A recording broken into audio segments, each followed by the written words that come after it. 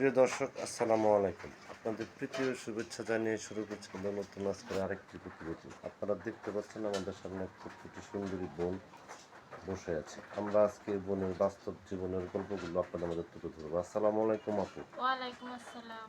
ভালো আছেন আপু? এই তো ভাইয়া আছি। নাম কি আপনার? আমার নাম শিফা। শিফা। শিফার নামটা তো অনেক সুন্দর। নামটা কে রাখছে আপনার? আমার বাবা মা রাখছে। মা বাবা আছে আপনার? হ্যাঁ আছে। আছে। তো আপু ইউটিউবে কেন আসছেন?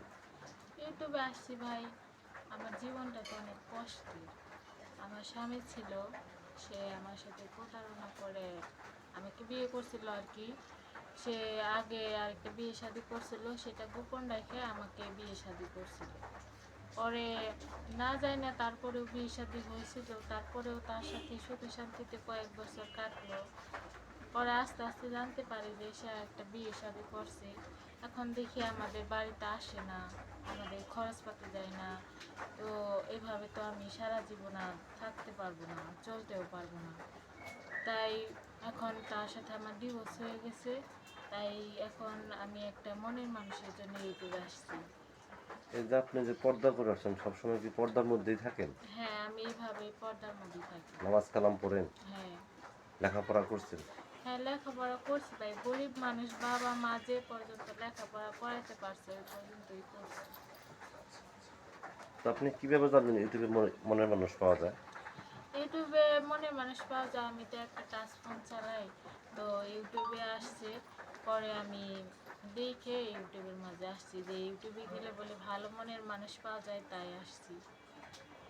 আপনি কি প্রথম আসছেন? হ্যাঁ, আমি প্রথম আসছি। প্রথম আসছেন। তারপর দেশের বাড়ির কথা বললেন। আমার দেশের বাড়ি ভাই, আমি থাকি ঢাকাতে, আমার দেশের বাড়ি ভাই টাঙ্গাইল। কি কাজ করেন আপনি বর্তমানে? আমি ভাই বাসা ভাড়া থাকি, বাসা বাড়িতে থাকে এক বাসায় সেলাই মেশিনের কাজ করি, মানে নিজের বাসায় না, আরেক বাসায় যাই সেলাই মেশিনের কাজ করি। আপনার যে বিয়ে শাদী হয়েছিল, বাচ্চা কাচ্চা আছে? হ্যাঁ, আমার বিয়ের সাথে হয়েছিল, আমার একটা মেয়ে আছে।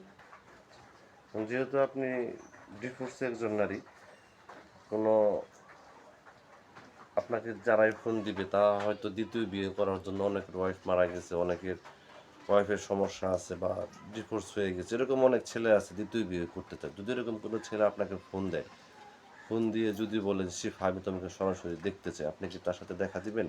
হ্যাঁ ভাই, যে আমার দায়িত্ব নিবে, আমি এটাই বলতে চাই ভাই, যে আমার সাথে সম্পর্ক করবে, আমাকে বিয়ে শাদী করবে, সেই যেন ফোন দেয়। কোনো অবিবাহিত ছেলে বা কোনো ফাউল মানুষ যেন আমাকে ফোন দিয়ে ডিস্টার্ব না করে।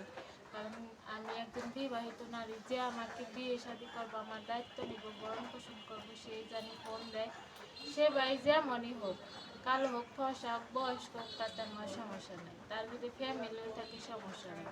আমার ভালোবাসা আমারে দিব, তার ভালোবাসা তারে দিব। আমি তার সাথে সম্পর্ক করতে রাজি আছি। তো আপনি কি আর কিছু বলতে চান দর্শকদের উদ্দেশ্যে?